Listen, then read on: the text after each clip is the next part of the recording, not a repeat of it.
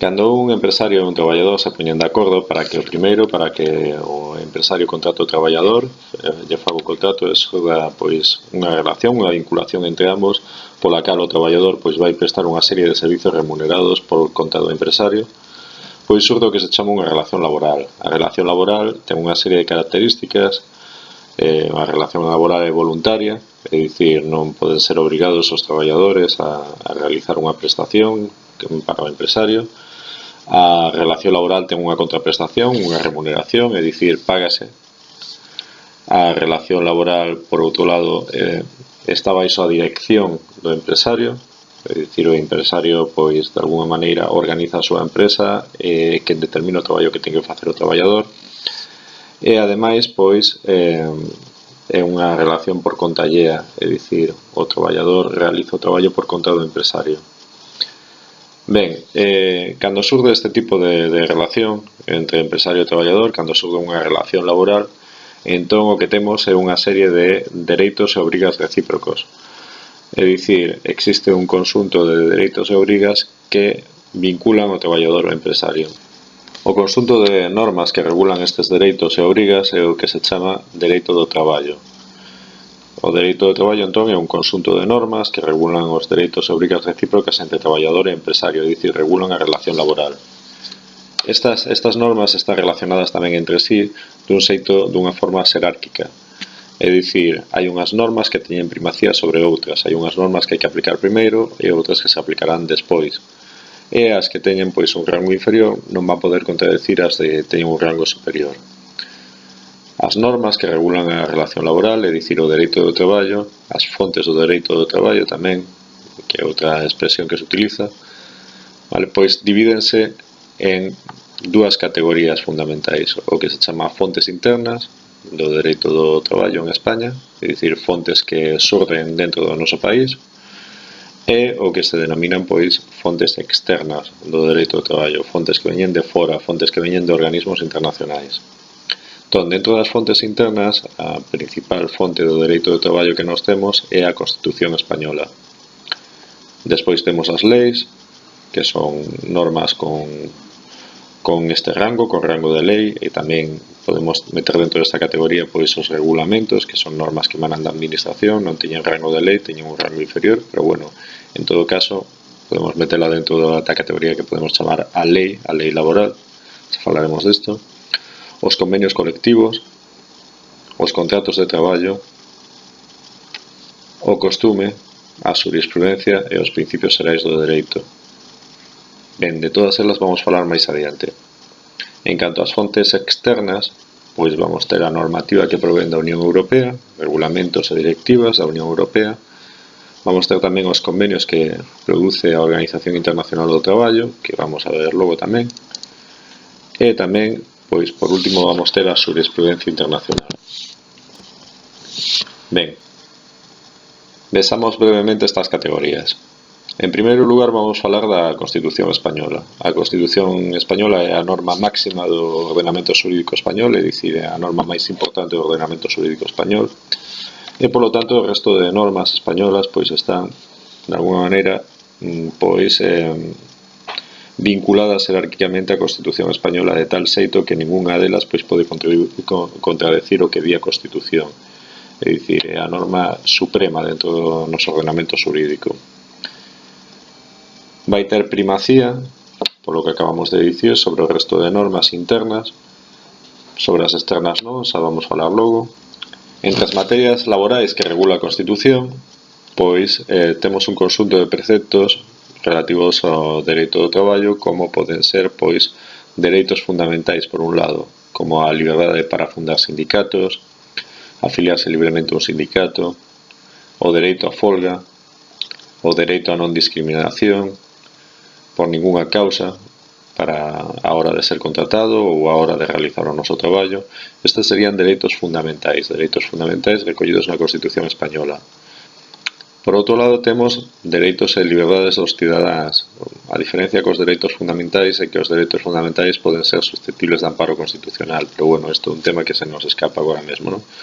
E logo temos, pois, isto, o que se chaman dereitos e liberdades dos cidadáns, que son o dereito ao traballo, É dicir, a Constitución española establece que todos temos dereito a un traballo digno, o dereito á promoción profesional, o dereito á elección de profesión, o dereito á negociación colectiva, que xa vamos ver logo que é a negociación colectiva, aparece en un tema posterior, o dereito a un salario adecuado, e o dereito á liberdade de empresa, é dicir, a crear e extinguir empresas, a que o empresario pois cree empresas ou as de baixa, de unha maneira as peche. E logo temos o que se chaman principios rectores da política social e económica, que son unha especie de liñas que establece a Constitución, pero que non son dereitos obrigatorios, non son algo que se deba de alguna maneira garantizar. E, bueno, son unha serie de normas de conducta dos poderes públicos a hora de falar das relacións laborais. E, pois, aí temos, pois, velar pola seguridade e higiene no traballo, intentar que haxa pleno emprego, garantir o descanso dos traballadores mediante a limitación da xornada de traballo, e que haxa vacacións pagadas, por exemplo, e fomentar a formación profesional. É o que aparecería, pois, nesta categoría. Por debaixo da Constitución, en normas internas, temos as leis e as normas con rango de lei e tamén o que dicíamos antes, regulamentos que están como nun escalón inferior na xerarquía normativa, pero, bueno, tamén emanan dos poderes públicos. E son normas dictadas polos poderes públicos para regular as relacións laborais. Divídense en leis orgánicas, que son as que desenvolven os dereitos fundamentais, que vimos antes, en leis ordinarias para o resto de cuestións, e en regulamentos que normalmente o que fan é desenvolver as propias leis, é dicir, establecer pois a forma práctica de levar a cabo esas leis, os preceptos que establecen esas leis. En todo caso, a competencia para emitir leis corresponde ao Estado central, por lo tanto, as comunidades autónomas. As normas con rango de lei non, en materia laboral non son competencia súa, poderán facer reglamentos que desenvolvan estas leis. Logo temos os convenios colectivos. Os convenios colectivos son acordos entre os traballadores e os empresarios para regular os dereitos e obrigacións mutuas que teñen, pois, por exemplo, nun sector económico en concreto, nunha empresa en concreta, nun ámbito xeográfico en concreto. Vale, son acordos que se establecen, pois eso, sectorialmente, xeográficamente ou empresa a empresa, e que establecen dereitos e obrigas recíprocos entre empresarios e traballadores. É un acordo entre eles. Despois temos os contratos de traballo. O propio contrato de traballo establece os límites da relación laboral, establece o que se lle pode pedir ao traballador e o que se lle pode pedir ao empresario.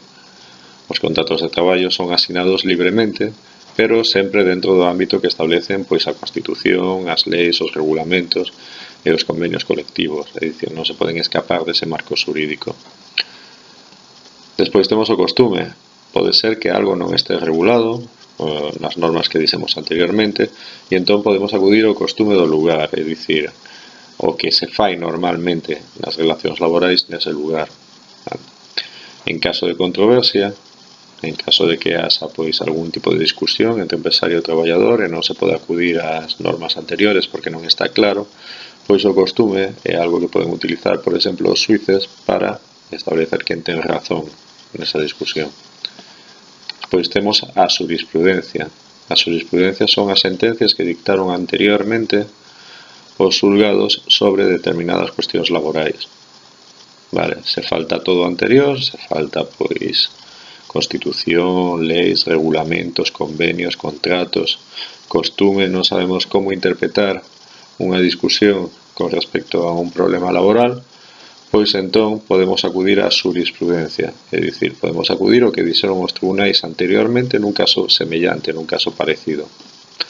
E por último temos os principios xerais do dereito, que basicamente é outra cuestión de interpretación en caso de problemas, non? Son códigos de conducta que rexen todo o ordenamento xurídico e que, bueno, pois normalmente son pois, cuestións que os xuristas interpretan que se teñen que interpretar, bueno, que se teñen que utilizar en caso de que falle todo o demais, e, bueno, pois hai uns principios de sentido común que son os principios xerais do dereito, vale? En canto ás fontes externas, falando de fontes externas da relación laboral, pois dicíamos que había tres.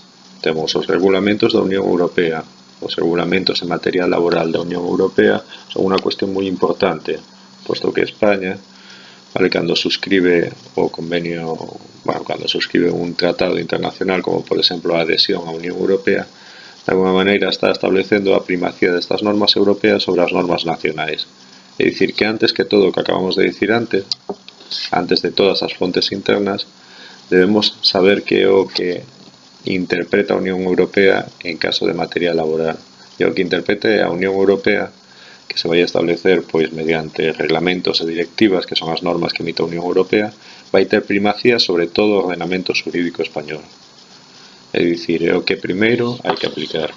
Ben, bueno, pois as normas da Unión Europea veñen normalmente pois dedicadas a cuestións como o recoñecemento das cualificacións profesionais en todos os países da Unión Europea. É lóxico, vale? Se eu, por exemplo, teño un título de FP, pois que ese título de FP sexa recoñecido a nivel europeo e que poda desenvolver a miña profesión en calquera país do ámbito da Unión Europea. Condicións de traballo semellantes en todos os países, libre circulación de traballadores, que é un dos principios da Unión Europea. Os traballadores teñen libre circulación entre os países que pertencen á Unión. Acceso ao traballo no sector público europeo. Existe un sector público europeo, existen unas institucións europeas e nos podemos traballar ali. Bueno, pois o acceso a ese tipo de traballos establece a Unión Europea, lóxicamente. E a formación dos traballadores, vale? Cuestión sobre formación dos traballadores. Isto é o que regula normalmente a Unión Europea. Tamén temos a normativa da Organización Internacional do Traballo. A Organización Internacional do Traballo é unha organización que pertence á ONU, a Organización de Nacións Unidas, e as normas da Organización Internacional do Traballo a que nos estamos adheridos e que, polo tanto, pois temos que aplicar son de tres tipos. Os convenios, que teñen a forma de tratados internacionais e, polo tanto, pois se nos os asinamos tamén os temos que aplicar como con primacía sobre as normas internas, e son de obrigado cumprimento. Existe unha segunda categoría que son o que se chaman as recomendacións. A recomendación, a diferencia do convenio, pois non é de obrigado cumprimento exactamente, senón que os países o único que teñen que facer pois é informar a Organización Internacional do Traballo do que están facendo nesa materia. E por último, pois temos o que se chaman as resolucións. As resolucións non teñen ningún tipo de vinculación para os países, senón que simplemente, pois bueno, son opinións que emite a Organización Internacional do Traballo, pero que despois van a servir de base para que ela mesma pois formule novos convenios ou recomendacións que sí que son normas de obrigado cumprimento. Por último temos a xurisprudencia internacional. Igual que hai xurisprudencia española, é dicir, igual que hai sentencias dos tribunais que establecen un pouco cale o que pasou en determinadas controversias entre empresarios e traballadores, e bueno, a xurisprudencia pois nos pode servir para aplicar o mesmo criterio no futuro. Vale, pois hai xurisprudencia internacional, é dicir, hai tribunais internacionais que ditan sentencias, que crean xurisprudencia e que serven para interpretar os dereitos e os deberes na relación laboral.